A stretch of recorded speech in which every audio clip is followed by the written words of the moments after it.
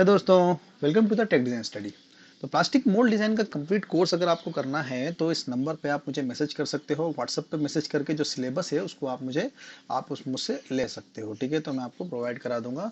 30 days का complete course है। Online live lecture में आपको प्रोवाइड कराता हूँ, जिसमें गूगल मीट क्लासेस आपको प्रोवाइड कराऊंगा। लेक्चर रिकॉर्डिंग्स आपको मिलेगी। 10 फोल्डर कोर्स वो है, वो मैं आपको प्रोवाइड कराऊंगा। Component plus source file for practice में आपको प्रोवाइड कराता हूँ। ठीक है, 500 रुपये इसका रजिस्ट्रेशन फीस है for securing seat.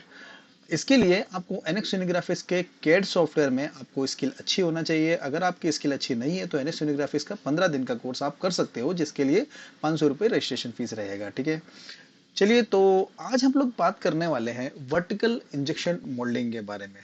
Basically vertical injection moulding machine सबसे बेसिक मोल्डिंग मशीन होती है, जो एक टाइम पे आप बोल सकते हो कि इसमें जो मटेरियल होता है वो इंजेक्ट होता है वर्टिकली। वर्टिकली इंजेक्ट मटेरियल होता है जो प्लास्टिक का आपका मेल्टिंग मटेरियल होता है। ठीक है, तो हैंड टाइप की मशीन भी होती है, हैंड मोल्डिंग मशीन भी आप इसको बोल सकते हो, जिसमें आप छोटे छोटे कंपोनेंट को बना सकते हो। यहाँ पर आपको एक छोटा सा हीटर दिख रहा है। ठीक है, तो एक सिंपल सा इसका एक मैकेनिज्म है। तो यहाँ पर एक हीटर दिख रहा है, यहाँ पर एक प्लंजर दिख रहा है। बेसिकली इसको जब हम रोटेट करते हैं तो ये अंदर की तरफ पुश करता है। यहाँ पर एक मोल्डेड पार्ट होता है, 2 प्लेट लगी होती हैं, जिसके बीच में एक मोल्डिंग इंप्रेशन होता है। उसके अंदर मटेरियल फील होता है और एयर से आप उसको कूल कर सकते हो, या तो आप अपनी मैनुअल कूलिंग का इस्तेमाल कर सकते हैं। ठीक है, तो इस तरह से एक वर्टिकल मोल्डिंग मशीन का भी एक स्मॉल स्केल इंडस्ट्री में यूज हम लोग करते हैं। यहाँ पर वर्टिकल मोल्डिंग मशीन का कुछ एक सिंपल सा एक डायग्राम देखते हैं। इससे आपको थोड़ा सा और समझ में आएगा कि किस तरह से वर्टिकल मोल्डिंग मशीन काम करती है। एक टाइम था जब पुराने टाइम पे जब सबसे पहला एक मोल्डेड पार्ट बना था, तो बेसिकली वो था एक बॉल। ठीक है, तो यहाँ पर जैसे एक बॉल का शेप तो आपको नहीं दिख रहा है, यहाँ पर आपको एक दिख रहा है रेक्टेंगुलर शेप। तो बेसिकली ये क्या है, मोल्ड का शेप है। ठीक है, यहाँ पर एक नोजल आपको दिख रहा है। ये एक हीटिंग जैकेट है, जो कि आपका एक बोल सकते हो हीटिंग बैरल की तरह काम करेगा। ठीक है, यह है इंजेक्शन प्लंजर। ठीक है, जहां से मटेरियल इसके अंदर होता है और इस प्लंजर से मूव करके, प्लंजर से हम धक्का देकर इस मोल्ड के अंदर इसको फीड कर देते हैं। ठीक है, तो आफ्टर सॉलिडिफिकेशन कूलिंग के बाद हमको एक पार्ट मिलता है। तो इसका सिंपल सा आपको आप हॉरिजॉन्टल और वर्टिकली दोनों आपको दिख रहा है। हॉरिजॉन्टली बोल सकते हो कि इसमें क्लैंपिंग है पोर्शन है, और वर्टिकली इसमें इंजेक्शन पोर्शन है। तो इस तरह की मोल्डिंग मशीन आप देख सकते हो, जिसको हाइड्रोलिकली या फिर हाइड्रोलिक सिलेंडर का इस्तेमाल करके, न्यूमेटिक सिलेंडर का इस्तेमाल करके हम लोगों ने इसको प्लंजर को ऑपरेट कर रहे हैं। ठीक है, इसके यहाँ पर भी आपको एक हीटर नजर आ रहा है।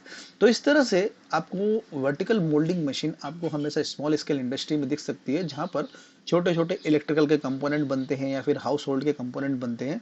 तो वहां पर उसके मास प्रोडक्शन के लिए हम इसका यूज कर सकते हैं। इसका जो टाइप बार डिस्टेंस है वो कम होता है, 150 से वाई 150 से कम होता है।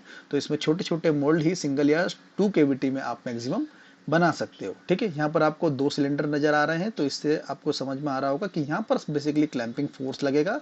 यहाँ से वर्टिकली आप इंजेक्शन प्रेशर को लगाओगे या फिर इंजेक्शन करोगे। ठीक है, चलिए एक मोल्डिंग मशीन है, वर्टिकल मोल्डिंग मशीन का एक मशीन का मैं आपको स्पेसिफिकेशन बताता हूँ।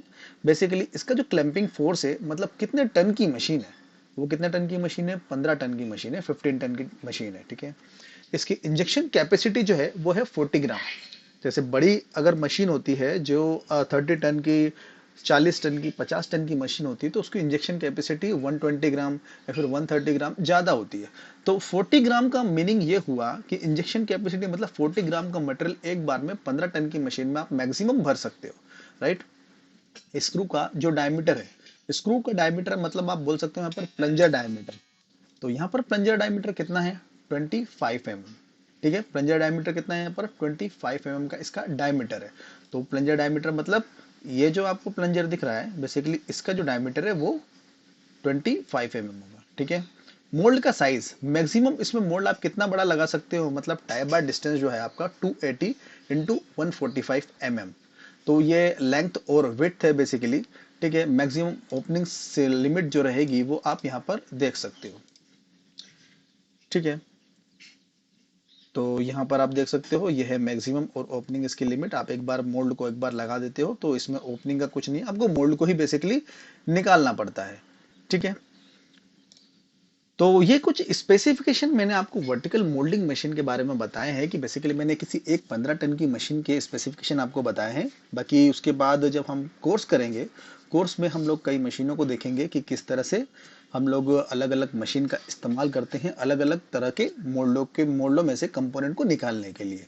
ठीक है, तो ये है वर्टिकल मोल्डिंग मशीन। इसके बारे में मैंने आपको यहाँ पर एक ओवरव्यू दिया है। बेसिकली ये सबसे बेसिक मोल्डिंग मशीन होती है।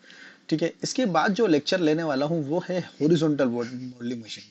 तो हॉरिजॉन्टल मोल्डिंग मशीन बेसिकली अधिकतर अभी कंपनियों में या फिर लार्ज स्केल में इंडस्ट्रीज में यूज होती है for the mass production of plastic component. Okay, तो चलिए, तो अगर आपको कोर्स अगर ज्वाइन करना है प्लास्टिक मोल्ड डिजाइन टेक्नोलॉजी का कंप्लीट, तो ये जो नंबर आपको दिख रहा है यहाँ पर आप मुझे कांटेक्ट कर सकते हो। व्हाट्सएप पे मैं आपको सिलेबस सेंड कर दूंगा। 30 डेज का कोर्स रहेगा, लेकिन इसके लिए सबसे इंपॉर्टेंट चीज ये होती है कि एनएक्स यूनिग्राफिक्स की कैड स्किल आपके पास होना चाहिए। जब आप कैड का नॉलेज अगर आपके पास अच्छा होगा तो ये आप मोल्ड डिजाइन का कोर्स कर सकते हो। ठीक है, तो मोल्ड डिजाइन का कोर्स करने के लिए एनएक्स यूनिग्राफिक्स का कोर्स पे अगर आपको ज्वाइन करना हो तो आप कर सकते हो। 500 रुपीज रजिस्ट्रेशन फीस रहेगी इसकी for securing seat. Okay, okay दोस्तों, तो अगले लेक्चर में मिलते हैं, तब तक के लिए बाय।